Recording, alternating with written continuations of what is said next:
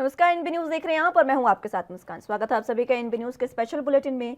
संसद का मॉनसून सत्र लगातार हंगामे की भेंट चढ़ रहा है। वहीं राज्यसभा में आज ओबीसी आरक्षण बिल पेश किया जा सकता है। ओबीसी आरक्षण संशोधन बिल आज राज्यसभा में पेश किया जाएगा।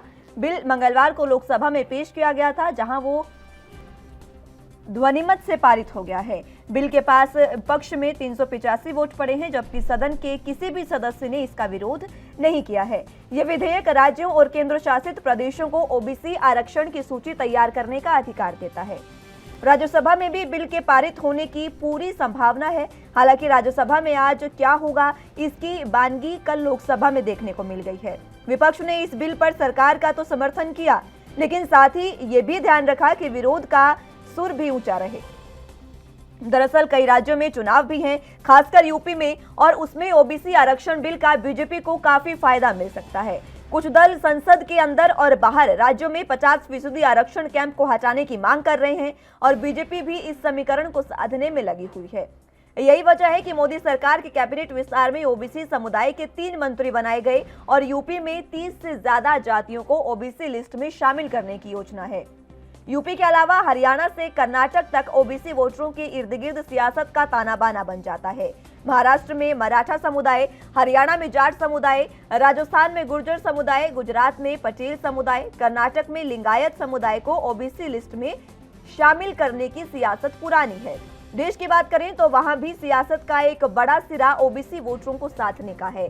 आपको बता दें कि पार्टी कोई भी हो, जीत के लिए ओबीसी का साथ जरूरी है। केंद्रीय सूची में देश की 2700 जातियों को अन्य पिछड़ा वर्ग का दर्जा हासिल है।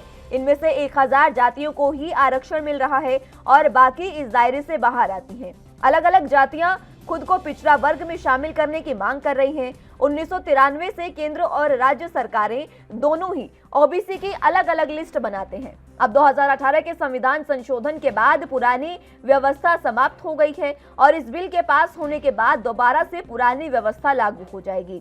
चाहे सरकार हो या विपक्ष या फिर क्षेत्रीय पार्टियां, हर किसी की कोशिश खुद को ओबीसी वर्ग का हितैषी साबित करने की है, क्योंकि इस साथ के बिना सत्ता की आस बहुत कमजोर हो जाती है।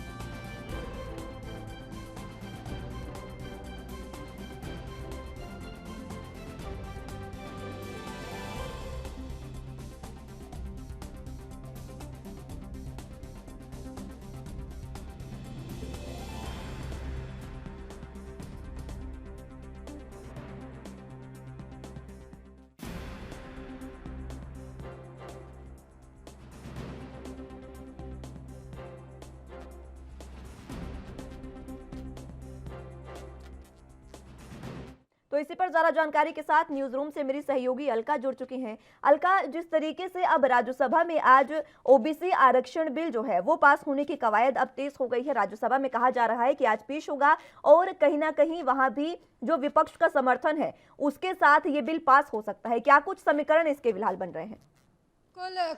मुस्कान, आपको बता रहे हैं कि राज्यसभा में आज बिल पास होने होना है ओबी अधिसूचित संशोधित बिल का। लेकिन आपको बता दें कि एक तरीके से ये बीजेपी गवर्नमेंट के हक में ये फैसला जाएगा, क्योंकि बीजेपी भी की विपक्षी पार्टियां जो हैं वो भी एक तरीके से इस बिल का विरोध नहीं करेंगी, क्योंकि कोई भी पार्टी किसी भी दल की हो वो जनता को नाराज़ नहीं करना चाहती, अपने वोट बैंक को नाराज़ नहीं करना चाहती। तो एक तरीके से राज्यसभा में इस बिल का जो रास्ता है वो साफ है। लोकसभा में जिस तरीके से हमने देखा कि विपक्षी दलों ने इस बिल का विरोध नहीं किया था, तो ठीक इसी तरीके से राज्यसभा में भी यही नज़ारा नज़र आने वाला है। बिल्कुल अलका, लेकिन देखिए जिस तरीके से आपने बताया कि राज्यसभा में भी यही नज़ारा नजर आने वाला है, लेकिन बात अहम ये है कि अगर बीजेपी ये जो बिल है ओबीसी आरक्षण है अगर ये लागू कर देती है, ये लागू हो जाता है, तो बीजेपी को आगामी विधानसभा चुनावों में और लोकसभा चुनावों में बहुत ज्यादा फायदा इसका मिलेगा। लेकिन विपक्षी पार्टियां तो ये नहीं चाहेगी कि बीजेपी जो है वो किसी भी तरीके से अपना जो समर्थन है उनका, उनके समर्थन के साथ बीजेपी को कहीं भी बढ़त हासिल हो। तो उसके बाद भी विरोध का जो सुर है उसको किस तरीके से विपक्ष बनाकर रख सकता है? बिल्कुल कोमल, जिस तरीके से आप कह रही हैं कि ये बीजेपी अपने हाथ से ये मौका जाने नहीं देना चाहती, सारा श्रेय जो है वो बीजेपी खुद लेना चाहती है। और यही वजह है कि उत्तर प्रदेश के विधानसभा चुनाव के पहले ही सरकार की तरफ से ये बिल संशोधन के लिए पेश किया गया है और कहीं ना कहीं बीजेपी सरकार को इसका फ़ायदा भी मिलने वाला है उत्तर प्रदेश के चुनाव में। लेकिन विपक्षी पार्टियां भी लगातार ये जताने की कोशिश कर रही हैं कि केंद्र सरकार की वजह से ये बिल नहीं पास हो रहा है, उनमें कहीं ना कहीं उनका भी योगदान है और वो अपने आप को बीजेपी की से ज़्यादा ओबीसी की हिमायती बताने में जुटी हुई हैं। जिस तरीके से अखिलेश यादव ने उत्तर प्रदेश में कहा कि ये उनकी पार्टी की जीत है, उनकी पार्टी की तरफ से बार बार ओबीसी को आरक्षण देने का मुद्दा उठाया जाता रहा है, तो ऐसे समय में ये एक काफ़ी अलग मुद्दा हो जाता है। एक तरफ से विपक्षी दल ये जताने की कोशिश करेंगे कि उनकी वजह से ओबीसी बिल पेश हुआ है, पास किया गया है, और वहीं बीजेपी पूरी तरीके से ये जताने की कोशिश करेगी, जनता के बीच जाकर ये बताने की कोशिश करेगी कि जो ओबीसी बिल 127वां संशोधन के लिए पारित किया गया है वो कहीं ना कहीं बीजेपी सरकार की वजह से ही पारित हो सका है। लेकिन सबसे बड़ा सवाल अलका ये है कि जब विपक्षी दल भी इसमें अपनी भूमिका निभा रहे हैं, सरकार की भी भूमिका है, तो आखिर विधानसभा चुनावों में इसका फायदा किसको मिलेगा और खामियाजा किसको भुगतना पड़ेगा? क्योंकि जनता आखिर कैसे पता लगाएगी कि कौन इसमें, किसने उनके ये जो ओबीसी आरक्षण है, किसने ये सबसे ज्यादा उनको भूमिका निभाई है इस बिल को पास करवाने में? क्योंकि देखिए, दोनों ही जब पूरा सत्ता एक तरफ हो गई है, पक्ष और विपक्ष दोनों एक साथ आ गए हैं, तो जनता कैसे फैसला ले सकती है इसमें? बिल्कुल मुस्कान, जिस तरीके से आप कह रही हैं कि विपक्ष भी एक तरीके से सरकार के सपोर्ट कर रही है इस बिल के मामले में, तो लेकिन एक बात साफ मैं बता दूं कि इस बिल का सबसे ज़्यादा फ़ायदा जो है वो बीजेपी को मिलेगा, क्योंकि बीजेपी की सरकार सत्ता में है और उसी की तरफ से ये बिल लाया गया है। तो कहीं ना कहीं इस बिल का फ़ायदा, अगर ये कानून बनता है और आगामी विधानसभा चुनाव के पहले राष्ट्रपति के हस्ताक्षर से ये कानून पारित कर दिया जाता है, तो सबसे ज़्यादा फ़ायदा जो है वो बीजेपी को ही होने वाला है, क्योंकि आगामी विधानसभा चुनाव जो है उत्तर प्रदेश में होने वाले हैं और उत्तर प्रदेश में भी ओबीसी की जो जातियां हैं वो काफ़ी मायने रखती हैं चुनाव के परिणाम को लेकर। एक तरीके से बीजेपी सरकार की तरफ से योगी जी ने पहले ही अति पिछड़ी जातियों को अलग से आरक्षण देने का मुद्दा उठाया था, लेकिन ये बार बार कहा गया मायावती की तरफ से कि ऐसा हो ही नहीं सकता, क्योंकि सुप्रीम कोर्ट में ऐसा कोई प्रावधान नहीं है जो राज्य सरकार अलग से अधिसूची जारी कर सके। और 2018 में सुप्रीम कोर्ट की तरफ से भी यही बात कही गई थी, जब फडणवीस सरकार की तरफ से महाराष्ट्र में महाराष्ट्रियों को अलग से, मराठियों को अलग से आरक्षण देने की बात कही गई थी। तो एक तरीके से कहीं ना कहीं विपक्ष बैकफुट पर है, जब योगी सरकार की तरफ से ये बार बार कहा गया था कि ये मुद्दा जो है ओबीसी को आरक्षण देने का वो राज्य सरकार के हित में नहीं है। तो जिस तरीके से बीजेपी कानून बदलकर एक बार फिर से ओबीसी आरक्षण देने का जो अधिकार है वो राज्य सरकार के पास दे रही है, तो कहीं ना कहीं इसका फायदा जो है वो बीजेपी को ही मिलता नजर आएगा। बिल्कुल अलका, और देखिए, समझने वाली बात ये है कि ओबीसी जो एक हम कास्ट लगाते हैं, इसी के इर्द गिर्द पूरे देश की राजनीति का ताना बाना घूमता है। आप कह सकते हैं कि अगर ओबीसी आपके साथ है तो आप देश को जीत सकते हैं, आपकी सरकार आ सकती है, इस तरीके की बातें कही जाती है। लेकिन अब समझने वाली बात यह है कि जिस तरीके से हरियाणा में हमने देखा जाट समुदाय ने किस तरीके से जाट आंदोलन किया था, कितना वो आंदोलन लंबा चला और किस तरीके के हालात पैदा हुए थे वो भी हमने देखे। महाराष्ट्र में मराठा समुदाय इस समय तक भी इस तरीके के आंदोलन कर रहा है और हाल ही में सुप्रीम कोर्ट का भी जो फैसला अभी आया है कि राज्यों को ये अधिकार नहीं है, केंद्र ही कर सकती है। तो कहीं ना कहीं ये भी कहा जा सकता है कि तमाम स्थितियों को देखते हुए आगामी 2022 के चुनाव है, विधानसभा चुनाव, उसके साथ साथ बीजेपी का जो मुद्दा है, बीजेपी का मकसद है वो 2024 को साधना है, क्योंकि जब ओबीसी को वो सीधे सीधे साध रही हैं तो कहीं ना कहीं लोकसभा चुनाव में उनको काफी ज्यादा बढ़त मिल सकती है। बिल्कुल कोमल, आप जिस तरीके से कह रही है कि आगामी विधानसभा चुनाव और आगामी लोकसभा चुनाव को साधने का प्रयास सरकार की तरफ से किया जा रहा है, ये बिल्कुल सही है। क्योंकि ओबीसी जो बिल नया लाया गया है और राज्यों को अधिसूची तैयार करने की जो अधिकार राज्य सरकार की तरफ से देने की कोशिश की जा रही है, ये कहीं ना कहीं आगामी लोकसभा चुनाव को ध्यान में रखकर ही किया गया है। और साथ ही इसका एक्सपेरिमेंट जो है वो उत्तर प्रदेश में किया जाएगा, क्योंकि आने वाले समय में विधानसभा चुनाव उत्तर प्रदेश में होने वाले हैं। तो इसका कितना फायदा जो है वो केंद्र सरकार को मिलेगा, राज्य सरकार को मिलेगा, इसका जो एक्सपेरिमेंट है वो उत्तर प्रदेश में हो ही रहा है। और ये आने वाले समय में पता चल जाएगा कि 2024 में कितना फायदा मिलने वाला है बीजेपी सरकार को। बिल्कुल, ये तो पता चल ही जाएगा। लेकिन अलका देखिए, समझने वाली बात तो ये भी है कि जिस तरीके से अभी ओबीसी को साधने की कोशिश की जा रही है, अब अगर एक बार फिर से आगे बीजेपी की सरकार आने का कहीं ना कहीं अनुमान लगाया जा सकता है, क्योंकि वो ओबीसी को साध रही है। लेकिन इसी के साथ साथ जो किसान आंदोलन है, बढ़ती महंगाई है, बेरोजगारी का मुद्दा इस समय है, कोविड मिसमैनेजमेंट का मुद्दा जो विपक्ष उठा रहा है, और सबसे बड़ा पेगासस का मुद्दा, और हाल ही में हरियाणा में जिस तरीके से कांस्टेबल भर्ती परीक्षा हुई थी वो रद्द कर दी गई है क्योंकि उसका पेपर लीक हो गया था। ये काफी ऐसे मुद्दे हैं जिसका खामियाजा कहीं ना कहीं सरकार को भुगतना पड़ सकता है। अगर विधानसभा चुनावों में नहीं तो लोकसभा चुनावों में इसका खामियाजा भुगतना पड़ेगा।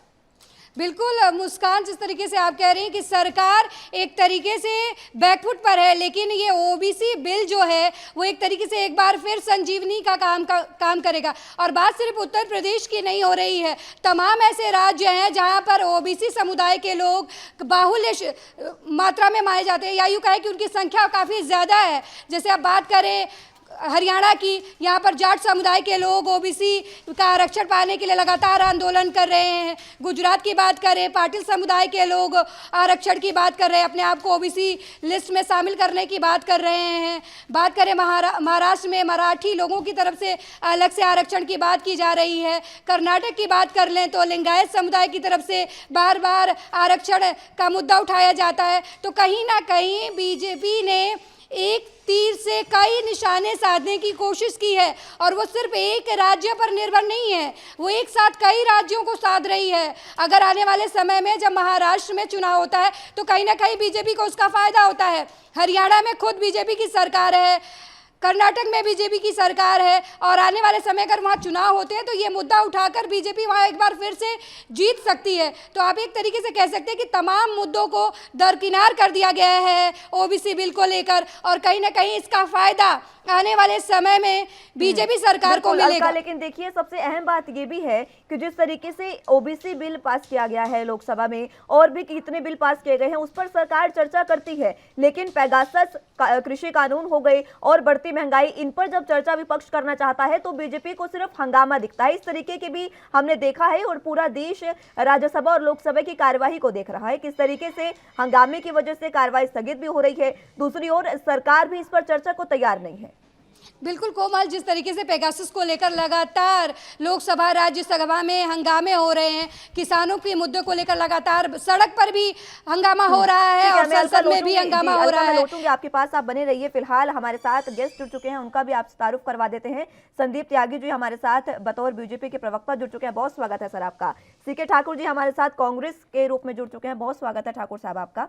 आप दोनों के पास में आऊंगी, लेकिन उससे पहले अलका आप ही से जानना चाहूंगी, जो बातें आप अपनी कह रहे थे, क्यों आखिर ये जो दोनों सत्ता पक्ष और विपक्ष हैं, क्यों चर्चा नहीं हो पा रही है सदन में, ये जानना बेहद अहम हो जाता है। बिल्कुल मुस्कान, जिस तरीके से आप कह रहे हैं कि संसद में चर्चा क्यों नहीं हो पा रही है, क्योंकि जब बात मुद्दों की आती है तो एक तरीके से विपक्ष अपनी बात कहने पर अड़ा हो, दूसरी तरफ सरकार का कहना है कि वो उनके मापदंडों पर बात करेंगे। यही एक वजह है कि लगातार जो है वो संसद के दोनों सदनों में गतिरोध जारी है। लेकिन एक तरीके से आप कह सकते हैं कि बीजेपी सरकार के लिए एक बड़ा स्टंट साबित हुआ जिस तरीके से ओबीसी बिल जो पेश किया गया और सभी दलों ने इसका समर्थन किया। तो एक तरीके से ये बिल शायद इसीलिए लाया गया कि ताकि बाकी सारे जो मुद्दे हैं वो दरकिनार हो जाएं, बहस का जो मुद्दा है वो एकदम से बदल जाए। और बीजेपी कहीं ना कहीं जो बैकफुट पर नजर आ रही थी, अब वो फ्रंट फुट पर खेलती हुई नजर आ रही है। बिल्कुल अलका, मैं लौटूंगी आपके पास, बने रहिए आप। मैं आपके पास आना चाहूंगी त्यागी साहब। देखिए, जिस तरीके से ओबीसी आरक्षण का जो मुद्दा है लगातार पिछले लंबे समय से उठ रहा था और अब बीजेपी की सरकार ने इसको पेश किया, लेकिन लोकसभा में ये पास हो गया है, आज राज्यसभा में पेश होगा। सबसे बड़ी बात इसमें ये नजर आई कि पूरा जो विपक्ष है, सभी पार्टियां कांग्रेस समेत आपके साथ नजर आई हैं।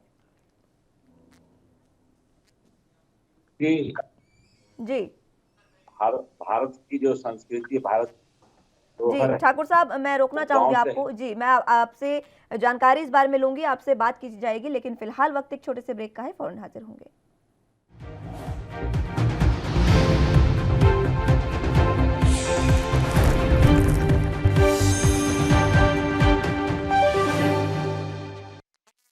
ब्रेक के बाद एक बार फिर से स्वागत है आप सभी का एनबी न्यूज के स्पेशल बुलेटिन में। आज जिस तरीके से ओबीसी आरक्षण जो बिल है वो राज्यसभा में पेश होने वाला है, अब किस तरीके से विपक्ष का समर्थन राज्यसभा में भी रहेगा, उसी पर जानकारी लेंगे। हमारे साथ तमाम गेस्ट मौजूद हैं, सीधा उनका रुख करते हैं।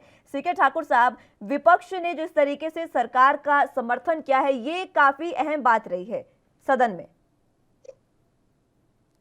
समर्थन का है, जो वर्ण व्यवस्था था वैदिक के बाद धीरे धीरे जातिगत व्यवस्था पैदा और जातिगत में आ गई। तो आज के परिवेश में जातिगत व्यवस्था को आगे बढ़ाने के लिए जो जितनी भी गरीब जातियां हैं ओबीसी के अंदर, उन सबको आरक्षण की काफी आवश्यकता है।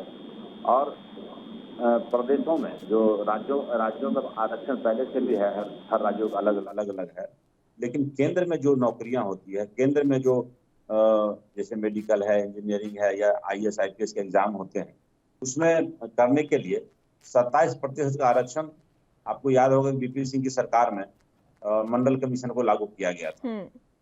लेकिन धीरे धीरे जनसंख्या भी बढ़ती चली गई, तो मेरे ख्याल से यह 52% का आरक्षण ओबीसी को आना चाहिए था।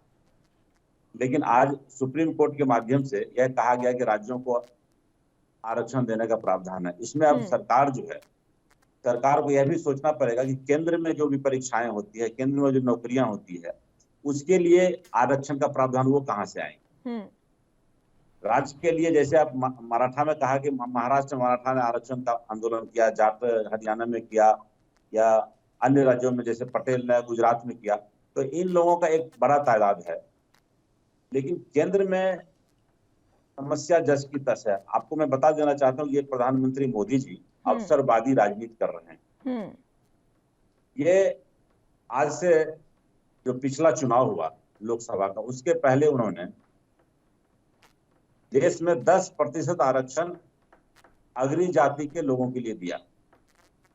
आप जब प्रधानमंत्री मनमोहन सिंह के शासन में जनगणना हुआ था, जाति आधारित जनगणना, तो उसको इन्होंने डिक्लेयर भी नहीं कि कौन सी जातियां कितनी है।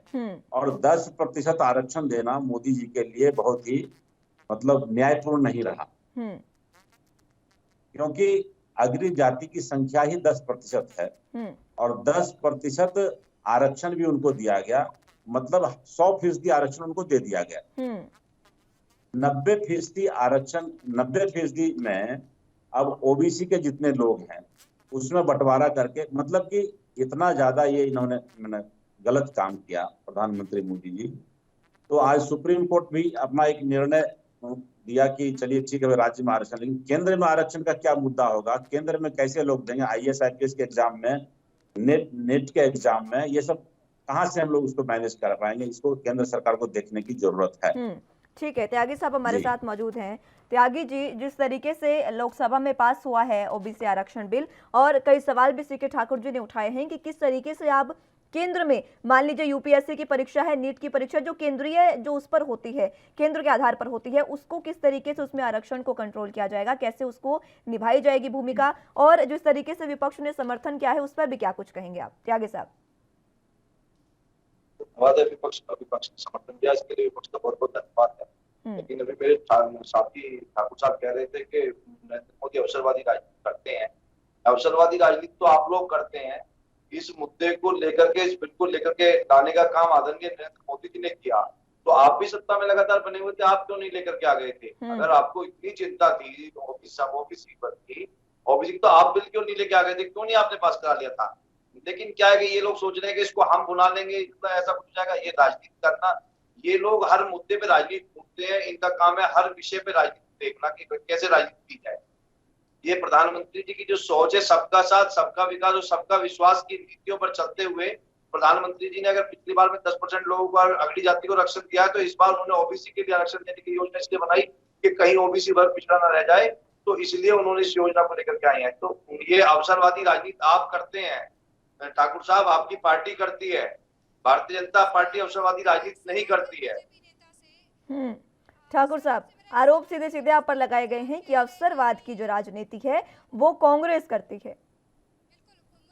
जी ठाकुर साहब, क्या कुछ कहेंगे आप? ठाकुर साहब, आवाज मिल पा रही है आपको? चलिए, आवाज उन तक नहीं जा पा रही है। त्यागी जी, आप ही के पास एक बार फिर से आऊंगी। देखिए, जिस तरीके से अब राज्यसभा में आज ये बिल पेश होने जा रहा है, उसमें आप किस तरीके से चाहते हैं कि विपक्ष का समर्थन हो? क्योंकि अब जिस तरीके से लोकसभा में सर्वसम्मति से, ध्वनिमत से ये बिल जो है वो पास हुआ है, वो काफी सराहनीय कदम कह सकते हैं, क्योंकि पहली बार ही शायद ऐसा हुआ होगा जब विपक्ष भी एकजुट होकर आपके साथ उसने कंधे से कंधा मिलाकर किसी बिल में आपका सहयोग किया। त्यागी जी, भी सभी लोग जो है इस बिल पर सर्वसम्मति से सहमति देंगे। मजबूरी है इन लोगों की, क्योंकि इन लोगों को भी राजनीति चमकानी है, और राजनीति चमकाने के लिए लोगों को मजबूरन हम लोगों के साथ आना है। हम तो पहले से कह रहे हैं कि भारतीय जनता पार्टी विकास की नीति, विकास के मुद्दों पर काम करती है, विकास पर काम करती है। लोग हमारे हर मुद्दे पर हमारे साथ में आएंगे। हम लोग ये मतलब मजबूरियां बन जाती है कई बार इनकी ना समर्थन करना, क्योंकि ये चाहते अगर नहीं समर्थन करेंगे तो इनको जनता गालियां देंगी, और समर्थन करेंगे तो इनको पता है कि भाई भारतीय जनता पार्टी ऐसे मुद्दे लेके आई है कि समर्थन करना इनकी मजबूरियां बन जाती हैं। तो हम लोग जो भी कोई नीति या कानून लेके आते हैं, वो कानून जनता के हितों को ध्यान में रखकर लेकर के आते हैं। नरेंद्र मोदी सबका साथ, सबका विकास और सबका विश्वास के मुद्दों को साथ लेकर के कोई भी नीति को, रीतियों को, नियम कानून को लेकर के आते हैं। ठीक है, मैं लौटूंगी त्यागी जी आपके पास। विपक्ष का साथ आना विपक्ष की मजबूरी है, हमारी इनकी मजबूरी है, इनकी कमजोरी है। हमें विपक्ष, हम तो हमारे पास पूर्ण बहुमत है, कोई दिक्कत नहीं है, लेकिन ये लोग समर्थन हमें इसीलिए करते हैं कि भाई चलिए ठीक है, हम भी इसमें अपनी सहभागिता निभा लें, हम भी हवन कुंड में अपनी सामग्री खेल लें और हम भी अपनी भूमिका को अदा कर लें। ठीक है, मैं लौटूंगी त्यागी जी आपके पास। मेरे साथ न्यूज रूम से मेरी सहयोगी अलका भी जुड़ी हुई हैं। अलका, देखिए, आपने तमाम बातें सुनी हैं, कांग्रेस के भी प्रवक्ता की और बीजेपी के भी प्रवक्ता की। अब सीधे सीधे बीजेपी का आरोप है कि कांग्रेस अगर उनका समर्थन कर रही है किसी बिल को लेकर, तो मात्र अपनी राजनीति चमकाने के लिए। उनका कहना है कि कांग्रेस मात्र सामग्री डालने की कोशिश कर रही है हवन में। बिल्कुल मुस्कान, मेरा ये कहना है कि ये दोनों पार्टियां अपना अपना अवसर तलाश रही हैं। जिस तरीके से बीजेपी नेता का कहना है कि हम सामान्य जातियों के लिए भी आरक्षण ला रहे हैं, ओबीसी के लिए आरक्षण भी ला रहे हैं। एक बड़ा सवाल ये है कि क्यों सरकार ये नहीं करती, इस मुद्दे पर काम नहीं करती कि जाति विशेष को छोड़कर आर्थिक आधार पर दिया जाए आरक्षण। इस बिल के बारे में क्यों नहीं सरकार सोचती? और दूसरा सवाल मेरा कांग्रेस नेता से ये है कि अगर वो ये कह रहे हैं कि उनकी मजबूरी बन रही है बीजेपी के साथ आने के लिए, तो उनकी मजबूरी उस वक्त कहाँ थी जब ये केंद्र सरकार में थे? उस वक्त ये बिल क्यों नहीं लाया गया? तब ये मजबूर नहीं थे, इन्हें बीजेपी का ना साथ देने की जरूरत पड़ती और ना ही साथ लेने की जरूरत पड़ती। बिल्कुल। सीके ठाकुर जी, आपके पास आना चाहूंगी। मेरी सहयोगी अलका सिंह ने आपसे कई सवाल पूछे हैं, और सीधा सीधा सवाल आपसे ये है कि अगर आपकी अब जो बीजेपी सरकार है केंद्र में, उसको समर्थन देना मजबूरी आपकी बताई जा रही है, तो आपकी सरकार में आप क्यों ये बिल नहीं लेकर आए? नहीं, ये सरकार का समर्थन नहीं है, ये जनहित में हम लोग जाने तो आपने जनहित में काम क्यों नहीं किए सर? 70 साल में आपकी सरकार थी, 70 साल तक राज किया आपने, तब जनहित कहाँ था? जनहित जब आवश्यकता पड़ी तब आरक्षण को दिया गया। 1990 में भी तो वीपी सिंह की सरकार ने आरक्षण दिया था ओबीसी का, तो चूंकि मंडल कमीशन का सिफारिश उन्होंने किया और लागू किया उन्होंने, उसके बाद से लगातार, आपको याद होगा कि भारतीय जनता पार्टी मंडल कमीशन को लागू करने के मुद्दे पर ही सरकार से समर्थन वापस लिया था। याद करिए सर। मेरा ठाकुर साहब आपसे सीधा सा एक सवाल है, जब आपने 70 साल कांग्रेस ने देश पर राज किया, तब क्यों नहीं ये कानून आया? मेरी सहयोगी अलका भी आपसे यही जानना चाह रही है और मैं भी। और जैसे ही आपने जनहित की बात की, तो आप ही के साथ पैनलिस्ट बैठे हैं त्यागी साहब, बहुत ठहाका लगाकर हंस रहे हैं वो आपकी बातों पर। वही तो कह रहा हूँ, हंसने का भी ये कह रहे राजनीति चमकाने। राजनीति चमकाने का कोई मुद्दा ही नहीं है। ये जनहित में काम हो रहा है, जनहित के फैसले, और कांग्रेस उस समय भी काम किया था, ऐसी बात नहीं है। राज्यों में देखिए जहां जहां आरक्षण था, जब जगन्नाथ मिश्रा की सरकार थी, राज्यों में आरक्षण दिए गए। जननायक कर्पूरी ठाकुर उसके बाद आए, कांग्रेस के विपक्ष में ही थे, लेकिन उनका एक अलग मुद्दा था, उसको उन्होंने आरक्षण दिया। तो अब आज जो राजनीति है, प्रधानमंत्री मोदी जी को 10% आरक्षण सवर्णों को देने की क्या आवश्यकता पड़ी, मुझे बता दिया जाए। सवर्णों में कम से कम 5 या 3% होना चाहिए था। तो आपने विरोध नहीं किया फिर सदन में?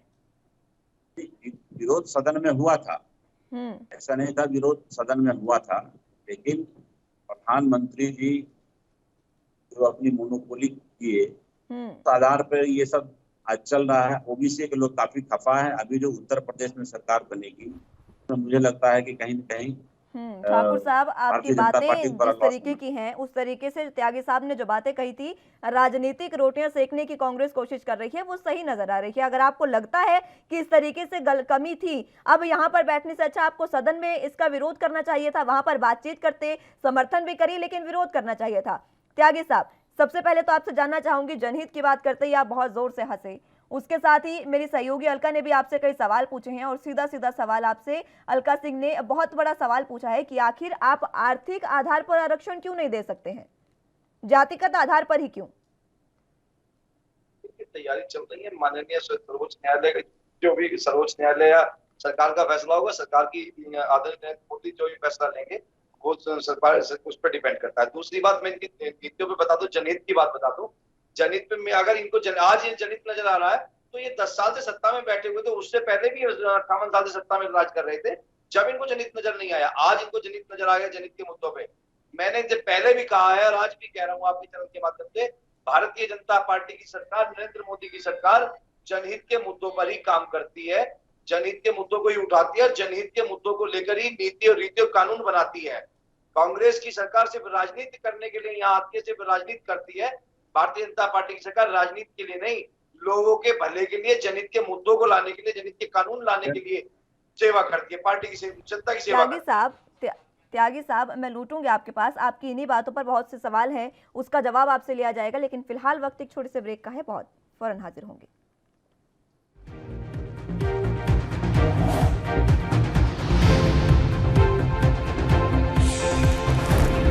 ब्रेक के बाद एक बार फिर से स्वागत है आप सभी का। सीधे रुख गेस्ट की ओर करते हैं, क्योंकि राज्यसभा में आज ओबीसी आरक्षण कानून जो बिल है वो पेश होने जा रहा है, तो इसी पर चर्चा के लिए हमारे साथ तमाम गेस्ट मौजूद हैं। त्यागी साहब, आपके पास मैं आना चाहूंगी। आपने कहा कि जनहित में बीजेपी काम करती है, सहयोगी मेरी अलका ने भी यही पूछा कि आखिर आर्थिक आरक्षण पर आप क्यों नहीं आरक्षण देते हैं, आर्थिक आधार पर? क्योंकि अगर जातीय आधार पर ही आरक्षण देना है तो कहीं ना कहीं जातीय समीकरण को साधने की कोशिश की जा रही है, क्योंकि चुनाव भी आगे नजदीक हैं। अगर आपने कहा कि जो कांग्रेस है वो यहाँ पर सिर्फ अपनी राजनीतिक रोटियां सेकती है, तो जातिगत आधार पर तो आपके लिए भी यही कहा जाएगा। मामला है, इस पे केंद्रीय कैबिनेट चर्चा करेगी, और जो भी केंद्रीय कैबिनेट का फैसला होगा, आदरणीय मोदी का फैसला होगा, वो सर्वमान्य। इस पे मैं कुछ नहीं कहना चाहूंगा, इस पे मेरी कोई टिप्पणी। ठीक है, आपकी कोई टिप्पणी नहीं है इस पर, लेकिन देखिए मेरी सहयोगी अलका सिंह भी कुछ कहना चाह रही है, और अलका मैं आपके पास आ भी रही हूँ। देखिए जिस तरीके से त्यागी साहब ने साफ तौर पर कहा आपके सवाल का जवाब कि इस पर उनकी कोई टिप्पणी नहीं है, लेकिन सोचने वाली बात यह है कि अगर आर्थिक आधार पर आरक्षण देना की सरकार की अगर कोई नीति है, तो अब जिस तरीके से जातिगत आधार पर आरक्षण दिया गया है, इसी समय में अगर आर्थिक आधार पर ही आरक्षण की जो सीमा है, जो भी प्रक्रिया है, प्रारूप है, वो तय कर लिया जाता, तो सरकार को और ज्यादा इसका लाभ होता।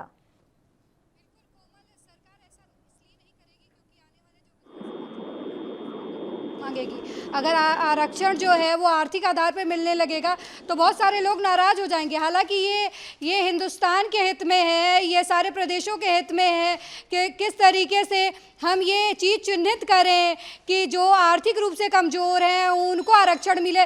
लेकिन अगर ये आर्थिक रूप से आरक्षण लागू हो जाएगा तो आने वाले जो विधानसभा चुनाव हैं, लोकसभा चुनाव हैं, हम किन मुद्दों पर जनता को बेवकूफ़ बनाएंगे। हम ये नहीं कहते कि सिर्फ बेवकूफ़ बनाना, लुभाने की कोशिश क्या है, लुभाने का जो मुद्दा है वो एक तरीके से गायब हो जाएगा। और जिस तरीके से बीजेपी नेता ने कहा ये जनहित के मुद्दों पे बात करते हैं या जनहित के बारे में सोचते हैं, तो लगातार किसान जो हैं वो सड़कों पे पड़े हैं। कई महीनों से लगातार सरकार से नए कृषि बिल वापस लेने की मांग कर रहे हैं, अपने मुद्दों की मांग कर रहे हैं। इन मुद्दों पर सरकार का जनहित के बारे में सोचने का मुद्दा जो है वो एकदम से पलट कैसे जाता है। और दूसरी बात ये है कि अगर ओबीसी बिल सरकारी महकमे के लिए फ़ायदेमंद नहीं होता या कहे सरकार के लिए फ़ायदेमंद नहीं होता, तो आज जो बीजेपी है वो कांग्रेस को कोस नहीं रही होती, या बीजेपी ने जो ये रोटी चुरा ली है, कहें दो बिल्लियों की लड़ाई में एक बंदर ने जो रोटी चुरा ली है,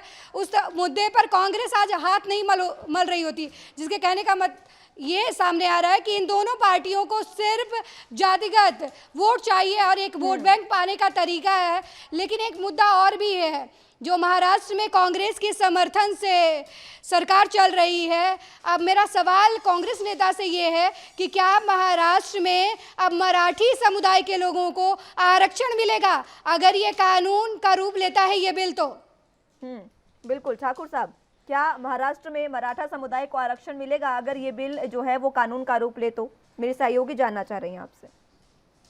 निश्चित रूप से मिलेगा, क्योंकि महाराष्ट्र में मराठा आरक्षण निश्चित रूप से मिलेगा, क्योंकि देखिए वहां पर हर जगह क्रीमी लेयर लागू है। जो आप कह रहे थे कि आर्थिक आरक्षण ही एक तरह से हो गया। जो भी पिछड़ी जातियां हो, चाहे एससी हो, एसटी हो, इस सब में क्रीमी लेयर ऑलरेडी लगा दिया गया है। आपका यदि 5 लाख या 7 लाख जो इनकम का स्लॉट है, इससे ज्यादा है तो आपको आरक्षण नहीं मिलेगा। ये हर जगह चल रहा है, चाहे राज्य में हो या केंद्र में हो। तो सरकारी नौकरियां, देखिए मेरा सीधा आरोप है प्रधानमंत्री जी से कि सरकारी नौकरियां आप बिल्कुल छीन लिए हैं। जनहित में आप कोई काम नहीं कर रहा। जो भाई त्यागी साहब ने कहा कि जनहित में काम कर रही है, बेरोजगारी चरम पर है, महंगाई चरम पर है। ये प्रधानमंत्री जी कौन सा ऐसा काम कर रहे हैं? ये आरक्षण बिल ऑलरेडी आरक्षण में कारण तो राज्यों में दिया गया है, और ये फिर से कह रहे हैं कि राज्यों को प्रावधान है। ठीक है, मराठा बिल, वहाँ मराठा आंदोलन जो कर रहे थे, अब तो सरकार देगी, इसमें कोई टरकाने वाली बात नहीं थी कि उद्धव ठाकरे सरकार जो है वहाँ टरका करके कर रही थी। वो देंगे, आरक्षण देंगे बिल्कुल। तो सुप्रीम कोर्ट का आदेश से कानून बनेंगे तो देना ही पड़ेगा, और देंगे ही, मन से देंगे, क्योंकि आवश्यकता है।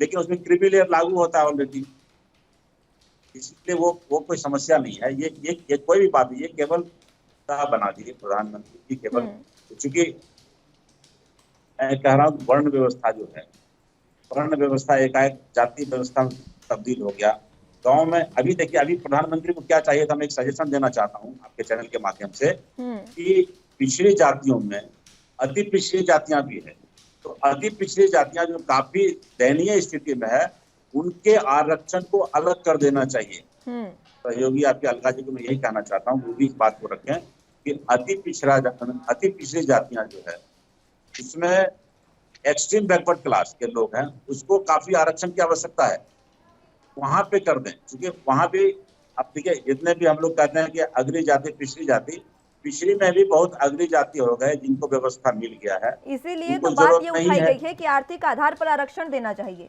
इसीलिए तो ये बात उठाई गई। जी, आर्थिक आरक्षण बिल्कुल कोमल, मैं तो वही कह रहा हूँ। मेरा सवाल एक और है बीजेपी नेता से, वो बार-बार ये कह रहे थे कि जनहित के मुद्दे ये उठा कर लाते हैं, तो 2018 में जो 102वां संशोधन था उसमें 342 बेरोजगारों की संख्या कितनी है, 342 वो सबको बंद ऐड करवा किया दिया गया ओबीसी सरकारी नौकरियां छीनती चली जा रही है। बेरोजगार रोड पे आ गए हैं। आप अपना सवाल तो एक बार फिर से दोहराइएगा, बीजेपी प्रवक्ता नहीं नजर आ रही है जिस तरीके से राज्यों का अधिकार लेकर राष्ट्रपति के हाथ में सौंपा गया, या यूं कहें कि केंद्र के हाथ में सौंपा गया, और अब फिर उसी चीज को बदला जा रहा है इस बिल में। आप भी देख रहे हैं आपके प्लेटफॉर्म से, आप भी घर जाते होंगे, जहाँ भी जाते हैं, गाँव में जाते होंगे, कितने लोग परेशान हैं। ठीक है, ये सोचनीय बात है। ठीक है ठाकुर साहब, ठीक है, मैं आरोप नहीं लगा रहा हूँ, मैं ये कहना चाहता हूँ कि ये इस पर उनको ध्यान देने की अलका, आप अपना जरूरत है। सवाल दोबारा दोहराइएगा बीजेपी प्रवक्ता के लिए। अलका, आवाज मिल पा रही है आपको? अलका, सुन पा रही हैं आप मुझे?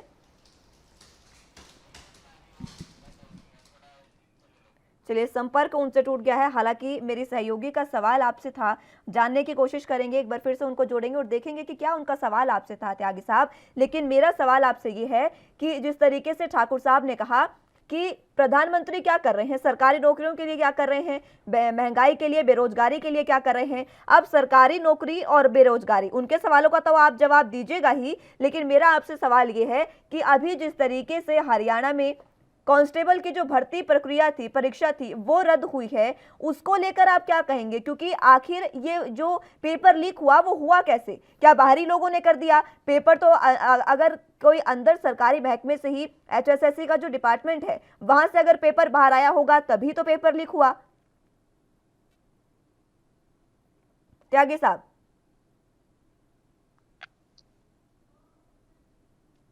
चलिए संपर्क उनसे टूट गया है हमारा, आवाज उन तक नहीं पहुंच पा रही है, उनको फिर से जोड़ने की कोशिश करेंगे। लेकिन जिस तरीके से अभी सरकार और विपक्ष के बीच में तनातनी बनी हुई है, हालांकि ओबीसी आरक्षण बिल जो है वो लोकसभा में पास हो चुका है और राज्यसभा में पेश आज होने वाला है, इसको लेकर तमाम दोनों ही पार्टियां जो है कहीं ना कहीं दोनों पर ही आरोप लग रहे हैं अपनी राजनीतिक रोटियां सेकने के।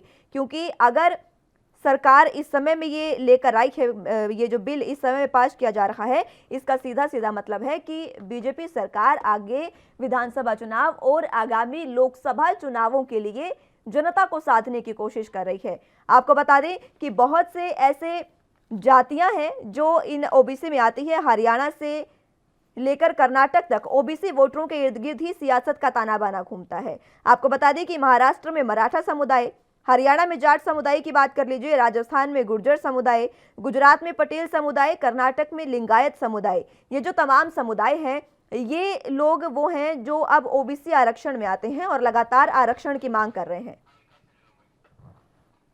चलिए, मेरी सहयोगी अलका हमारे साथ एक बार फिर से जुड़ चुके हैं। अलका, जिस तरीके से अब तमाम आपने दोनों ही पार्टियों की देखिए बातें सुनी हैं, बीजेपी जो है वो कांग्रेस पर आरोप लगा रही है कि वो अपनी राजनीतिक रोटियां सेक रहे हैं और कांग्रेस जो है वो बीजेपी पर आरोप लगा रही है। अब यहाँ पर लाइव डिबेट में बैठकर वो ये कह रहे हैं कि सवर्णों को 10% आरक्षण देना बहुत ज्यादा है। लेकिन अब समझने वाली बात यह है, क्रोनोलॉजी अगर इसकी समझें तो ये बातें अगर वो संसद में उठाती तो ज्यादा अच्छा होता कि सवर्णों को आप इतना प्रतिशत कर दीजिए, हम आपके समर्थन में हैं। वहां तो उन्होंने समर्थन कर दिया, अब इस तरीके से वो बातें निकलकर सामने आ रही है तो कहीं ना कहीं दोनों ही पार्टियां जो है वो अपना राजनीतिक जो मतभेद उनका है वो साधने का प्रयास सीधे तौर पर कर रही हैं। मुस्कान, दोनों पार्टियां जो हैं अपना राजनीतिक हित साध रही हैं। अगर कांग्रेस को ये नज़र आता है कि जो सामान्य समुदाय के लोग हैं या सामान्य वर्ग के लोग हैं उनको जो 10% आरक्षण मिला है तो कांग्रेस को इस मुद्दे पर चर्चा की मांग करनी चाहिए। और दूसरी बात बीजेपी की तरफ से कही जा रही है कि वो ओबीसी जाति के लोगों के लिए काफ़ी मतलब हमदर्दी है, उनसे काफ़ी उनके बारे में सोचते हैं। तो आपको बता दें कि 2018 में 102वें संविधान संशोधन में 342 एक प्रावधान लाया गया और जो राज्यों के हाथ में अधिसूची जारी करने की कवायद जो थी वो सीधे केंद्र सरकार ने अपने हाथ में ले ली। तो क्या लगता है कि मुझे ऐसा लगता है या फिर मेरा ये सवाल है इनसे कि क्या बीजेपी इंतज़ार कर रही थी कि आने वाले उत्तर प्रदेश के विधानसभा चुनाव में या जब 2024 का जो इलेक्शन है वो नज़दीक आएगा तो एक बार फिर से ओबीसी जो जाति है उन्हें लुभाने की तरफ से एक नया बिल लाया जाएगा। अगर इस बिल को, इस प्रावधान को समाप्त करना था तो फिर इसे लाया ही क्यों गया? बिल्कुल, लेकिन अलका देखिए, समझने वाली बात यहाँ पर यह है कि अब जिस तरीके से ओबीसी को आरक्षण दिया गया है, अब ओबीसी में आप अगर हरियाणा की बात करें तो मात्र जाट समुदाय हरियाणा में ओबीसी में आता है, लेकिन और कई ऐसे समुदाय हैं, आप गुर्जर समुदाय को ले लीजिए, दलित समुदाय है, धानक समुदाय, बहुत ऐसे समुदाय हैं जो आरक्षण की मांग लगातार करते नजर आए हैं। लेकिन अब इस तरीके से जब सभी पार्टियों को धीरे धीरे आरक्षण दिया जाएगा तो कहीं ना कहीं पूरा देश ही आरक्षण की चपेट में आ जाएगा। बिल्कुल बिल्कुल मुस्कान, पूरा देश ही आरक्षण की चपेट की बात नहीं करते क्योंकि ये पॉजिटिविटी है उन तबकों के लिए जो हमेशा से आरक्षण की मांग करते आ रहे हैं। हालांकि अब पाटिल समुदाय गुजरात की देख लीजिए, ऐसा माना जाता है कि जो पाटिल समुदाय के लोग हैं वो काफ़ी संपन्न वर्ग से आते हैं, लेकिन उनकी तरफ से भी बार बार आरक्षण का मुद्दा उठाया जाता रहा है। तो एक तरीके से जो आरक्षण की बात है, ओबीसी लिस्ट में शामिल करने की बात है, तो कहीं ना कहीं आने वाले समय में और भी जो जातियां हैं और भी समुदाय के जो लोग हैं वो आरक्षण की मांग करते नजर आएंगे। और सर ये एक सवाल है कि सरकार किस किस को खुश करती नजर आएगी।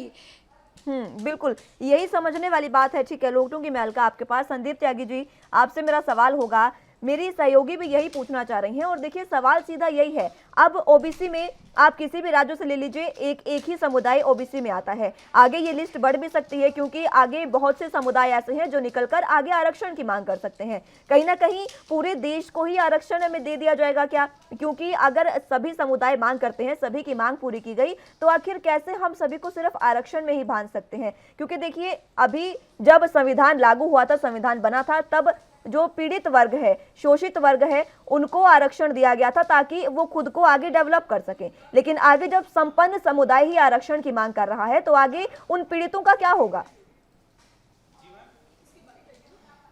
इस विषय पर भी कोई ना कोई नीति और कानून सरकार बनाने का काम करेगी, और मुझे लगता है कि जल्दी इस पे भी कोई ना कोई कानून बनेगा कि जो सभी लोग इस पर आरक्षण की मांग करेंगे तो कहीं ना कहीं उस पर रोक लगेगी, और जिन लोगों को वास्तव में आरक्षण की आवश्यकता होगी उन लोगों को आरक्षण दिया जाएगा। ऐसी कोई ना कोई नीति और कानून केंद्र की सरकार और राज्य की सरकारें लागू बनाएंगी। ठीक है, सीके ठाकुर जी के कुछ सवाल आपसे थे, वो मैं दोहरा देती हूँ। आपसे संपर्क टूट गया था, इसलिए आप तक पहुंच नहीं पाए वो सवाल। सीके ठाकुर जी कह रहे हैं कि प्रधानमंत्री सरकारी नौकरियों के लिए क्या कर रहे हैं, प्रधानमंत्री महंगाई के लिए क्या कर रहे हैं, प्रधानमंत्री बेरोजगारी के लिए क्या कर रहे हैं। इसी के साथ मेरा आपसे सवाल ये है कि अभी हरियाणा में जिस तरीके से कांस्टेबल भर्ती परीक्षा लीक हुई है, पूरा पेपर लीक हुआ, उसके बारे में आप क्या कुछ कहेंगे? क्योंकि एक बाहरी इंसान, बाहरी शख्स इस तरीके से पेपर लीक नहीं करवा सकता है। आपके डिपार्टमेंट में, सरकारी महकमे में, HSSC का डिपार्टमेंट जो है, वहां से अगर ये खबर बाहर आई होगी, कोई पेपर बाहर आया होगा, दस्तावेज बाहर आया होगा, तभी तो ये चीजें बाहर लीक हुई होंगी। त्यागी साहब उससे कर रहे हैं जी जी बताएं। ये कहीं ना मतलब जो भी इसकी जांच, उच्च स्तरीय जांच इसकी चल रही है। हरियाणा की सरकार, आदरणीय खट्टर जी इसकी उच्च स्तरीय जांच कर रहे हैं। जहां भी कहीं ये गड़बड़ हुई है या परेशानी हुई है, परेशानी का सामना करना पड़ा है, उसकी जांच की जा रही है, उस पर कानूनी कार्रवाई की जाएगी। लेकिन त्यागी साहब, सबसे बड़ा सवाल यह है कि वो कार्रवाई तो कर रही हैं, इसकी पूरी जो ये घोटाला हुआ है, अभी जो पेपर लीक हुआ है, उस पर कार्रवाई की जा रही है, लेकिन बाहरी 6 लोगों को गिरफ्तार किया गया है। लेकिन अंदरूनी जो कमियां हैं, महकमे के अंदर जो खामियां हैं, उसको आखिर कब सुधारा जाएगा? मैं इस पर जवाब आपसे लूंगी, लेकिन फिलहाल वक्त एक छोटे से ब्रेक का है, फौरन हाजिर होंगे।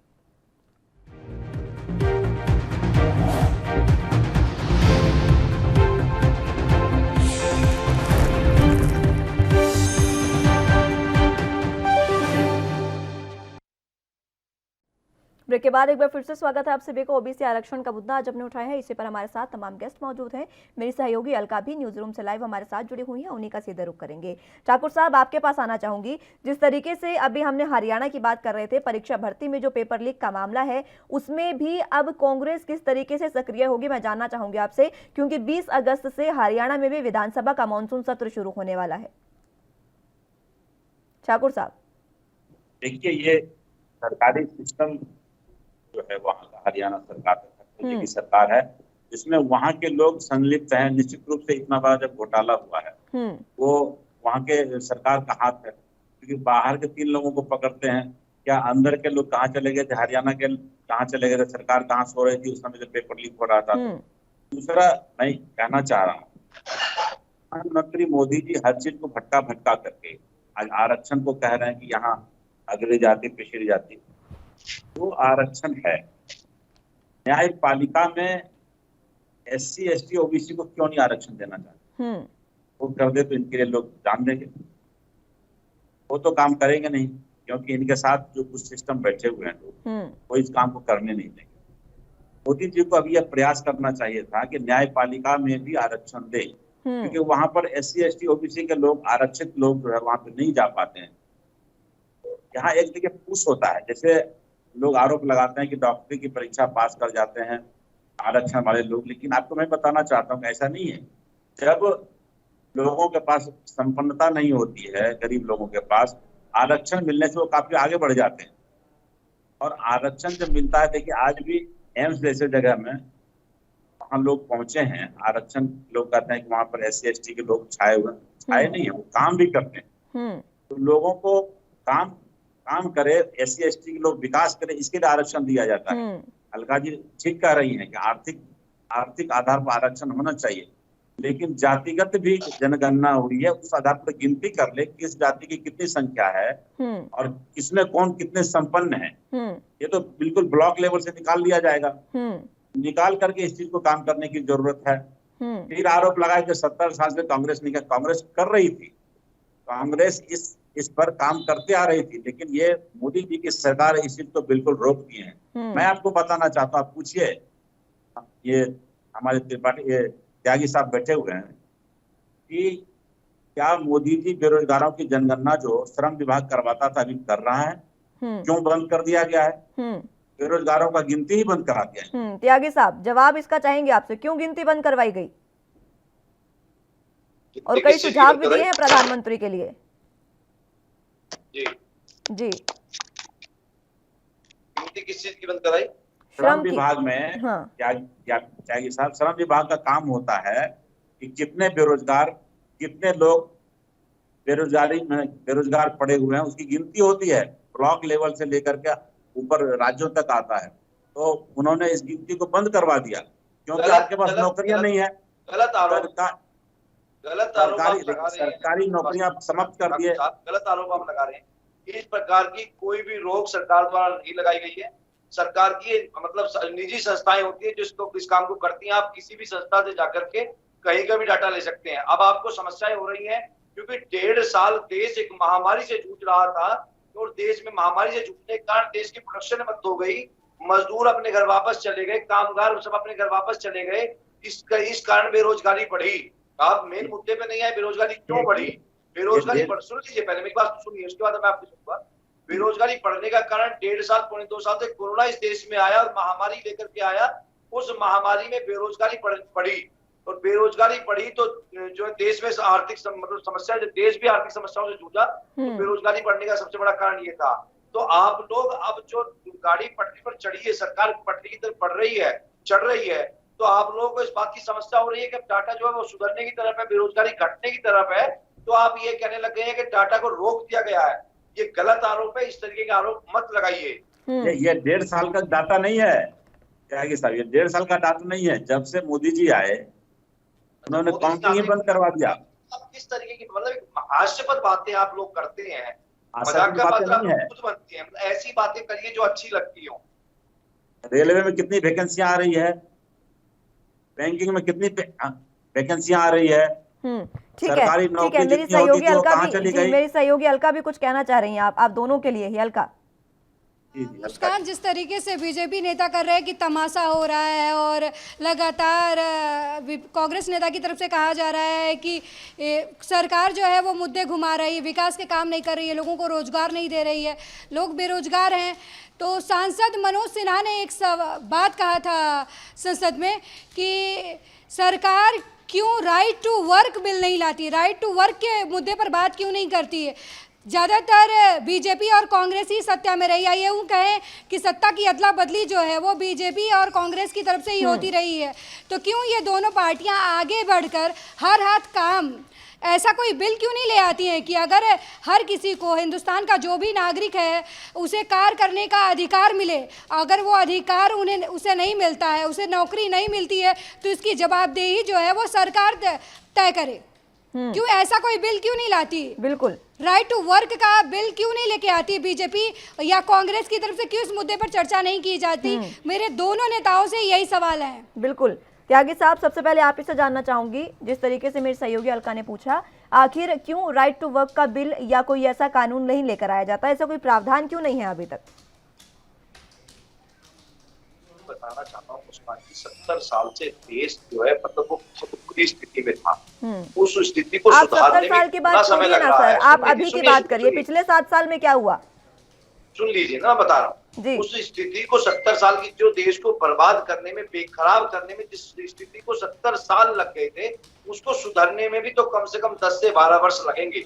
अभी 7 वर्ष लगे हैं। 7 वर्षों के कोमल सवाल कीजिए इनसे, क्या इन पिछले 70 सालों में ये अटल बिहारी वाजपेयी के कार्यकाल को भी जोड़ रहे हैं? बिजलियां तक नहीं थी, आदमी रोशनी तक के लिए तरसता था। कई करोड़ लोग ऐसे थे जिनके मेरी पास सहयोगी अलका आपसे पूछ रही है कि क्या पिछले 70 साल में आपने, सुनिए त्यागी साहब, आप ही से बात हो रही है। मेरी सहयोगी अलका आपसे पूछना चाह रही है कि क्या पिछले 70 साल में आप अटल बिहारी वाजपेयी के कार्यकाल को भी जोड़ रहे हैं क्या? नहीं, मैं कहा उन 5 वर्षों में कुछ नहीं, 5 वर्षों में जो स्थिति खराब थी उसको 5 वर्षों में नहीं सुधार पाए ना। फिर 10 साल बाद आकर के उन्होंने स्थिति को खराब करने का काम किया। 10 साल उन्होंने जो 5 साल अटल जी ने सुधारे, जो अटल जी ने जो है एक चतुर्भुज योजना देने का काम किया, स्वर्णिम चतुर्भुज योजना देने का काम किया, घर घर गैस सिलेंडर देने का काम किया, टेलीकॉम सुविधा देने का काम किया, उसको इन्होंने फिर 10 साल बाद आकर बर्बाद करने का काम किया।